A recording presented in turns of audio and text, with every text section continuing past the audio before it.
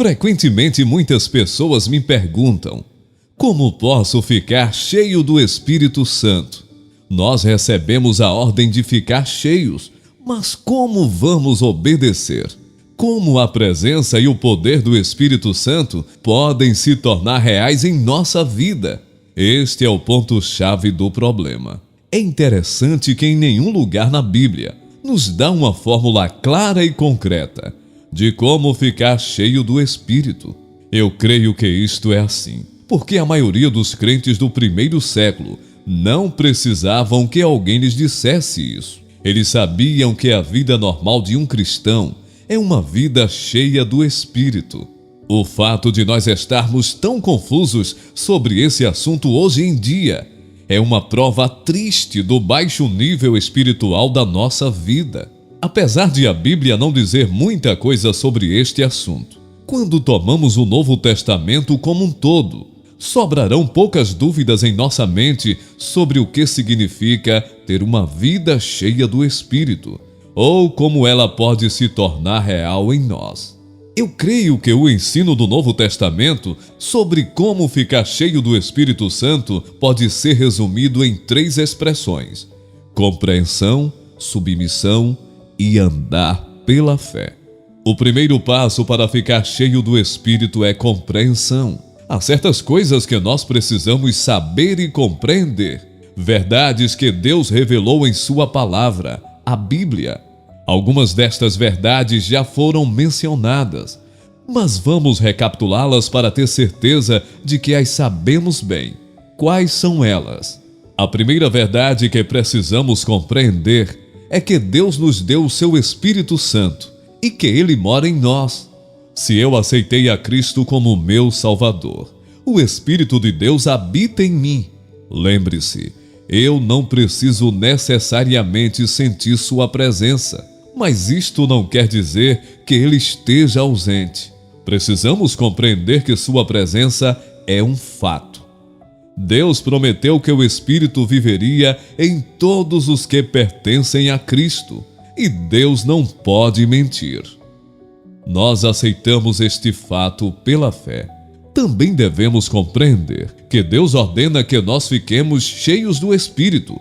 Isto significa que é sua vontade que você fique cheio, e recusar-se a ser cheio é agir contra a vontade de Deus. É uma ordem sua, e por isso é sua vontade. Talvez assim fique ainda mais claro: Deus quer nos encher com seu Espírito. Isto é algo maravilhoso para mim. Deus não nos dá uma medida cheia do Espírito, resmungando ou de má vontade. Não.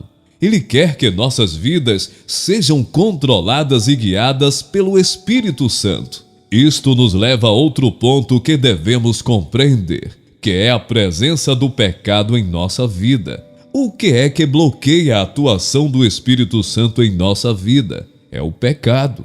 Antes de podermos ficar cheios do Espírito Santo, temos de resolver honesta e completamente todos os pecados conhecidos em nossa vida. Isto pode ser doloroso quando nos dispomos a encarar coisas que temos escondido ou nem mesmo reconhecido em nossa vida. Mas sem uma purificação dos pecados, não podemos ficar cheios do Espírito. E o primeiro passo para a limpeza é reconhecer a presença do pecado. O segundo passo para ser cheio do Espírito Santo é o que nós podemos chamar de submissão. O que eu quero dizer com isto? Com submissão eu me refiro à renúncia aos nossos métodos, procurando, acima de tudo, submeter-nos a Cristo como Senhor, ser governados por Ele em todas as áreas da nossa vida. Vemos a importância disto no que foi dito antes, sobre a maneira com que o pecado bloqueia o controle do Espírito Santo. A essência do pecado é a vontade própria, egocentrismo, ao invés de cristocentrismo. Para sermos cheios do Espírito, controlados e dominados por Ele, temos de colocar a Cristo no centro da nossa vida e tirar de lá o eu, ou seja, submeter-nos a Ele, permitir que Ele se torne Senhor em nossa vida. Como concretizar isto? Há duas etapas para conseguir isto, a meu ver. Em primeiro lugar, arrepender-se e confessar os seus pecados.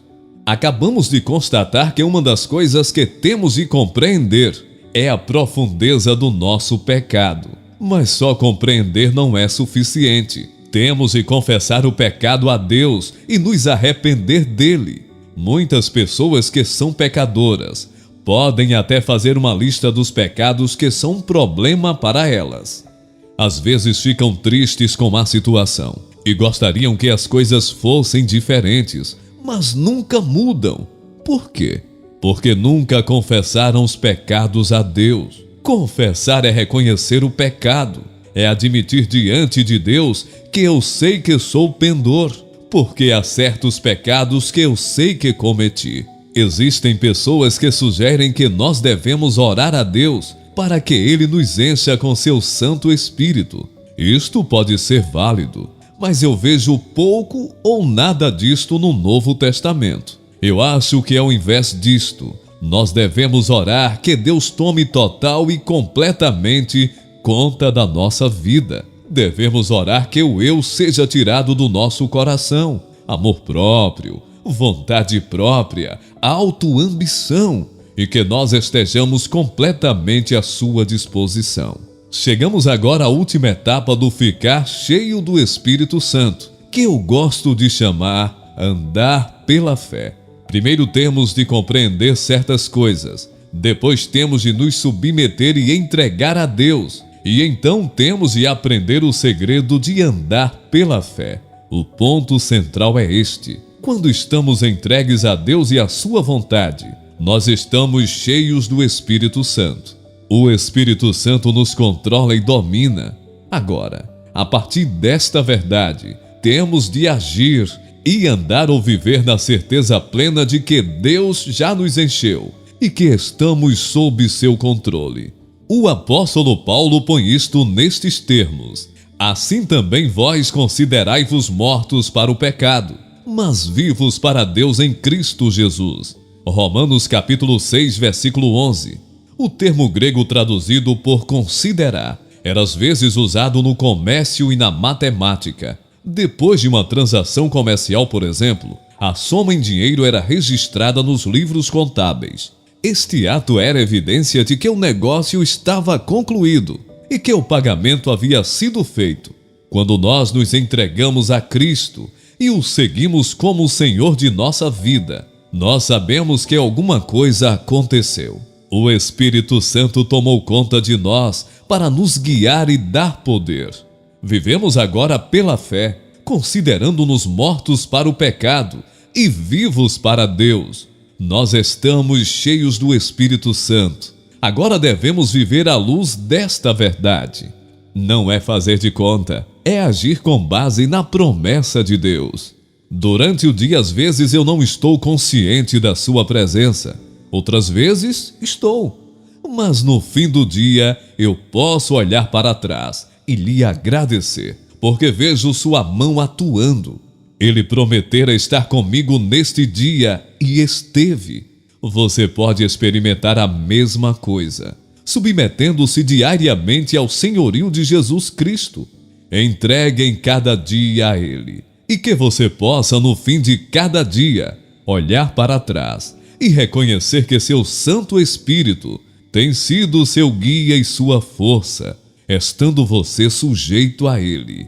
Viva pela fé.